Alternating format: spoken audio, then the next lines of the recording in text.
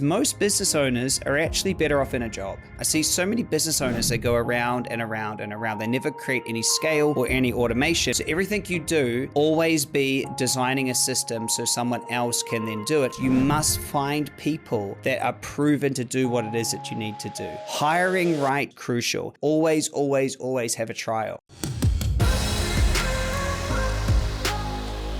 I want to cover 3 exponential thinking models or thinking systems. These are 3 of 27. I hope you enjoy these, especially if you're an entrepreneur wanting to get out there and build a business. These have changed my life more than I could ever imagine. I hope you've gone and watched or listened to the others. So the first one that I want to cover today is a system of 3 Ds. Do it, design a system, delegate. Do it, design, delegate. For me, in business, I want to do things once or twice, but once I get it right, I no longer want to do it again. I want to move on to the next thing. I see so many business owners that go around and around and around. They never create any scale or any automation because everything's just around them. And they're basically a business of one with a bunch of helpers. And that's good. You can do a good 2, 3, maybe $5 million business, but you'll never go exponential and crack 8 figures, 9 figures if you don't understand the system. So do it. First, you or someone in your team must do it, meaning you must actually get it right. You must know or figure it out. You must get it right. Second, you must create the recipe, design a system, build out a recipe. These are the ingredients. This is the method. This is the model. Design a system. So everything you do, always be designing a system so someone else can then do it, because the third step is delegate. One of the best flywheels in your business, one of the things that will allow you to actually get freedom and impact more people, is that you have others come in and are able to actually do what you can do. Now, the problem is as many business owners are like this crazy genius and no one else can do it as well. And that's not actually true. They're a smart person, but what they actually are is someone that just hasn't spent time to actually write down a recipe and then train someone else. Now, if you do it, design a system, then delegate. People can come in, follow a system. Those people can then leave, but you still have the system, meaning you actually have an asset. And so if you don't do this, if you don't create a system, if you just hire people and they don't create systems, when they leave, you're left with nothing. One of the best things I've done is hire smart people into my business. They help me to design a system. They help me to get a result. But then when they leave and they go on to bigger and better things, I'm left with the system. I'm left with the asset. So I can bring someone else in and I can say, here is how to do it. So this is the thinking model. Do it, design it, delegate it, 3 Ds. The next model, this took me a very long time to really fall in love with, I guess, which is this idea, it's not what you sell, it's what you keep. I forever was looking at others who, I did $1 million launch, or I did this, or I made 10 million. And I just looked at the top line. And you see a lot of business owners, especially new ones, and I'm sorry, they say, I've got a 6-figure business. And what they actually mean is they've sold 6 figures, $100,000 worth of stuff. They think that that is the same as making 100 grand in their job, but it's not, okay? Minimum, you must multiply by 5 to get the same as what you get in a job. And that, because that means you have a 20% margin of profit. But most businesses don't do that at all. Most businesses have a 10% profit margin or 5%. But let's say you're really smart and you can have a 20% profit margin. This means if you sell $500,000 worth of stuff, you get to keep $100,000 and you pay your tax on that. And most people don't get that, right? They see a business, they see like my business and I go, hey, look, I did $20 million in a year. They think that I'm getting $20 million to go and spend. No, not at all. We operated around about a 30% profit margin. If we make that, it was 6 million at the bottom, which is still fantastic, but it's not the 20 mil. And so it's not what you sell, it's what you keep.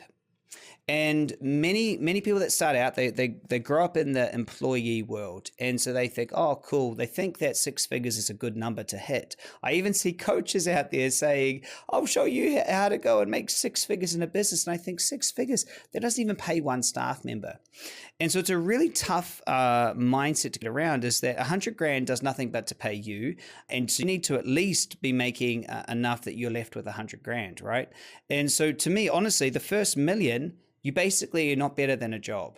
And I think this is a really hard lesson for a lot of people to understand, is that, I think it's like 10%, 1 in 10 businesses make $1 million. I believe that it's 7% get past 3 million and 0.7% get to the level that I've got to. And so what it means is most business owners are actually better off in a job. 9 out of 10 business owners would actually be better off they're in a job from a financial standpoint. Sure, they might have, a thing that they love to do and, those things, but it's not what you sell, it's what you keep. So let's say you sell $1 million, right? And let's say, you're an amazing business owner and you have a 30% profit margin, right? And so that means you've sold $1 million and you make $300,000. That's fantastic, right? And that's the first place that you actually have something better than you're at a job, right? Because let's take it down a notch. If you sell 500,000 and you had to do all this work and put in all this money to sell 500,000, and you've got staff to deal with and all these other things to deal with, and you're only left with 150, which is 30%. That's not very much money for all that you had to go through. I don't know if it covers your return on investment or stress or heartache or everything you had to go through. So, for me, if you're not doing $1 million in a business, you're not making at least double what you could make in a job, it's just not worth it. And so what I'm sharing here is so crucial to understand. It's actually not what you sell. It's not what other people sell. It's what you keep. And so if you sell $100,000 worth of stuff, great, and you're doing it all yourself. Your next 100,000, so your second 100,000, maybe you give that all to a staff member, right? And you have a part-time staff member on like 40 or 50K. And so, because if you think about every 100 grand gives you 30 grand, and I'm just assuming you're an amazing entrepreneur that has a 30% profit margin. Every 100 grand gives you 30 grand, meaning the first 200 grand you get to 60. You make 300 grand, you get to 90. So you're at 90. But then what happens is the next one, all you're doing is you got to add more staff, etc. You get it, right? Like every single time you make $1, you're actually getting 30 cents.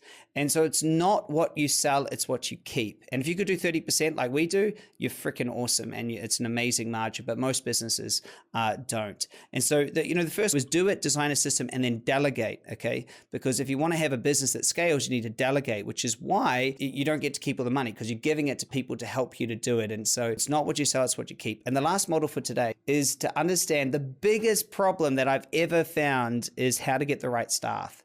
See, what happens is at every job interview, their intention is to sell you, right? They need a job. And so they want to sell you that they're the right person for you.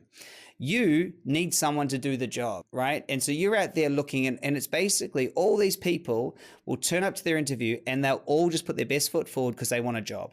You are blinded by all the people, and you find the person that you resonate with the most or has the best CV who just sells you the right way. The problem is that it takes a few months for you to figure out if what they said they can actually do. And so I've got the biggest hack I've ever found in my life. And that is that you can actually do what you do when you buy something online to hire staff. This changed everything for me. So there's a place called Upwork. And Upwork actually is people that are looking to do freelancer jobs. When you hire them, you can see reviews. I think that reviews are the most important thing to understand of how to hire right. The second thing about how to hire right is always, always, always have a trial. Always have a trial, always get them in, see if they gel, see if they're there.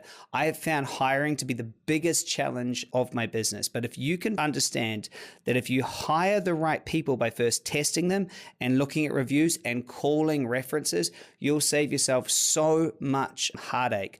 Hiring right, crucial. And so my tip for you today, the thinking model is this, is that you must find people that are proven to do what it is that you need to do. Otherwise, they're more effort than they're actually worth, which is so important. And there's actually this really interesting thinking model about how to hire right and how to get the right staff. And it's based around Maslow's hierarchy of needs. If you think about every staff member as someone that you want to keep for life, because if you train them, you're going to spend a lot of money, and so if you want to hire right, it's having the right system and the right culture, that the investment that you put into someone, right, which is 6 months of your time and wage till they actually become productive, is you're going to hire them right, and you need to have the right culture. The right culture can be built around Maslow's hierarchy, and this hierarchy of needs allows you to understand what they need. So the first thing is they must have safety. If you make sure that everyone that works for you gets enough money that they cover all their bills, that's awesome.